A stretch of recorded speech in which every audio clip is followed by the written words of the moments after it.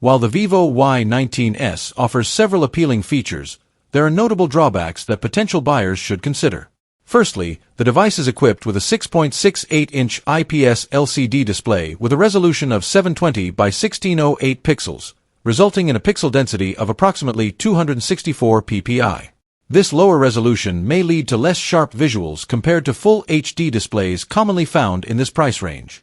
Secondly, the smartphone is powered by the Unisoc Tiger T612 chipset, which, while adequate for basic tasks, may struggle with more demanding applications and multitasking, potentially leading to performance bottlenecks. Thirdly, the front-facing camera is a 5MP sensor, which is relatively low resolution by current standards, potentially resulting in less detailed selfies and video calls. Fourthly, the device lacks support for 5G connectivity, limiting future-proofing as networks continue to evolve towards faster standards. Lastly, the Vivo Y19s does not feature NFC capabilities, which are increasingly used for contactless payments and other convenient functions, potentially limiting its utility in daily scenarios.